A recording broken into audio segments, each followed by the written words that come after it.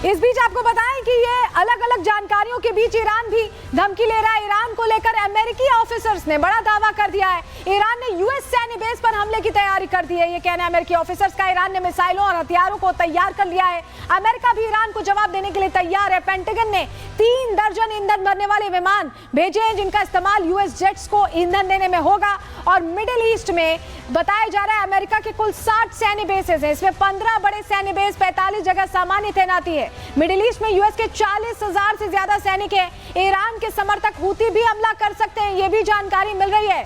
तो ईरान अब पूरी तरह से क्या अटैक यूएस बेसिस पे करेगा, इस पर हमारी नजर है। और क्या यूएस भी एंटर करता है, आज की रात कयामत वाली होती है, इस पर भी कहीं ना कहीं निगाहें टिकी हुई है। लेकिन चलिए अगली बड़ी खबर का रुख कर रहे हैं और अब बात ट्रंप को खरी की, क्योंकि सीधे सीधे अब अमेरिका जिस तरह से हर चीज में घुसने की कोशिश करता है। जब सीज फायर की बात हुई थी इंडिया और पाकिस्तान के बीच, तो डोनाल्ड ट्रंप ही वो शख्स थे जिन्होंने कम से कम 14 बार ये दोहराया था कि मैंने सीज फायर करा। चौधरी बन रहे थे इंडिया और पाकिस्तान के बीच, जबकि इंडिया ने कहा था कि हम किसी से बात नहीं करते, हम किसी के हिसाब से नहीं चलते, ना चलते हैं। और आज 35 मिनट की बात हुई है डोनाल्ड ट्रंप की पहल पर प्रधानमंत्री नरेंद्र मोदी से बातचीत का मसला क्या था, मैटर क्या था, आपको बताते हैं। मध्यस्थता को लेकर भारत ने क्या कहा कि रिपोर्ट्स के मुताबिक अमेरिका ईरान के खिलाफ B-52 बॉम्बर को इस्तेमाल करने का फैसला खामनेई के अड़ियल रुख को देखते हुए ले सकता है।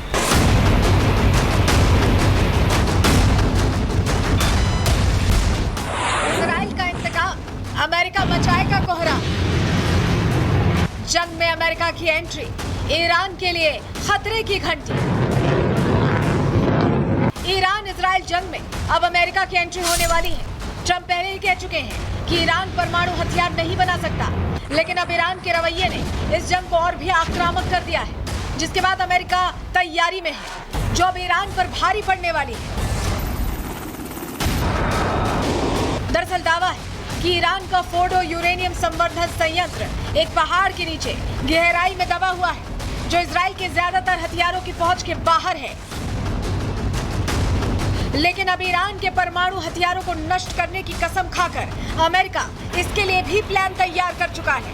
अमेरिका अब एक ऐसे 30,000 पाउंड के बम को इस्तेमाल करने की प्लानिंग कर रहा है, जो ईरान के परमाणु हथियार को जमीन के नीचे ही नष्ट कर देगा, जिसका नाम है बंकर बस्टर। लेकिन सवाल है कि क्या ट्रंप इस हथियार का इस्तेमाल करेंगे? सरल शब्दों में बताएं तो बंकर बस्टर बम 2 बार विस्फोट करने के लिए डिजाइन किए गए हैं। एक बार जमीन को भेदने और फिर गहराई में विस्फोट करने के लिए। इनका इस्तेमाल सैन्य मुख्यालयों और बंकर्स तक पहुंचने के लिए किया जाता है। जानकारी के मुताबिक इजरायली सेना के पास भी बंकर बस्टर बम है, लेकिन उनके पास GBU-57 नहीं है, जो 14 टन का बम है और इतना भारी है कि इसे केवल अमेरिका के भारी बम वर्षक विमानों से ही लॉन्च किया जा सकता है। और यही वो GBU-57 बम है जिसके बारे में माना जाता है कि ये फोर्डो परमाणु प्लांट को तबाह करने में सक्षम है। जानकारों के मुताबिक इस बम को केवल US B-2 स्टील्थ बॉम्बर से ही गिराया जा सकता है। जंग के दौरान पिछले कुछ दिनों में इजराइल ने नातांज संवर्धन संयंत्र पर हमला तो किया है, जिसके बाद माना जा रहा है कि नातांज का भूमिगत सेंट्रीफ्यूज हॉल क्षतिग्रस्त हुआ है, लेकिन अभी नष्ट नहीं हुआ है। ऐसे ही फोर्डो पर इजरायली हमले के बाद भी काफी कम नुकसान देखा गया है। और तीसरे प्रमुख परमाणु सेंटर इस अम्फान में रासायनिक प्रयोगशाला और यूरेनियम संयंत्र सहित इमारतों को नुकसान पहुंचा है। लेकिन इस फहान में भी कुछ अंडरग्राउंड लेबोरेटरीज हैं जिन्हें अभी तक नुकसान नहीं पहुंचा है। हालांकि अभी भी इजराइल इन परमाणु सेंटर्स पर अपनी बमबारी अभियान जारी रख सकता है, तब तक बम बरसा सकता है कि जब तक अंडरग्राउंड सेंट्रीफ्यूज हॉल में तबाही न मचे। लेकिन यह भी साफ है कि इसके लिए इजराइल को पूरे पहाड़ को विस्फोटक से उड़ाना होगा, जिसमें इजराइल अभी तक कामयाब नहीं हो पाया है। लेकिन अब अमेरिका की इस जंग में एंट्री होने के बाद से यह तो साफ हो जाएगा कि ईरान के इन परमाणु सेंटर्स को जल्द तबाह कर दिया जाएगा। अमेरिकी बंकर बस्टर बम ईरान के परमाणु बम बनाने वाले सपने को तहस नहस कर देंगे। Bureau report, Republic Bharat. अब बंकर बस्टर बम के इस्तेमाल की बात आ रही, कहा जा रहा है कि बंकर में छिपे हैं खामनेई। कहां हो सकते हैं? चलिए 3 लोकेशन जिनकी हमें जानकारी मिली हम आपको बताते हैं। नातांज परमाणु लेबोरेटरी में हो सकते हैं, 1 लाख वर्ग मीटर में ये फैला हुआ है, जमीन से 200 फीट नीचे है, तेहरान से 250 किलोमीटर की दूरी और पूरी तरह से ये अंडरग्राउंड है। दूसरी लोकेशन कौन सी हो सकती है? फोर्डो परमाणु लेबोरेटरी, जहां पर अटैक का प्लान अमेरिका बना रहा है, हम आपको बता भी रहे हैं। दुर्गम पहाड़ियों में ये बना हुआ है, 80 से 300 फीट अंदर है, गहरा है और तेहरान से इसकी दूरी 160 किलोमीटर है।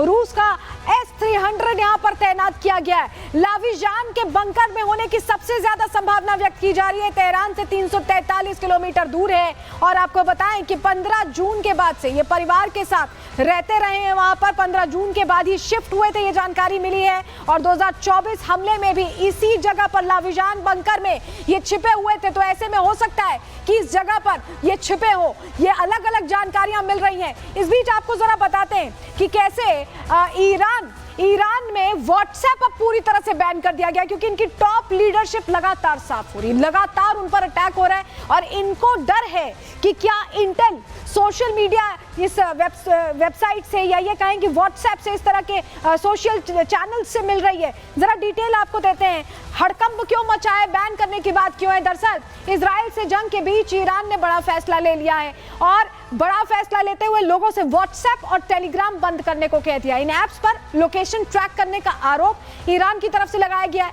ईरानी मीडिया का यह दावा है कि इसी ऐप से लोकेशन ट्रैक हो रहा है। इजराइल को इन्हीं ऐप से टॉप लीडर्स की लोकेशन मिल रही है और ईरान के आदेश पर व्हाट्सएप पूरी तरह से, प्रवक्ता ने सवाल देते हुए कहा है कि यूजर्स की सटीक लोकेशन ट्रैक नहीं करता है व्हाट्सएप।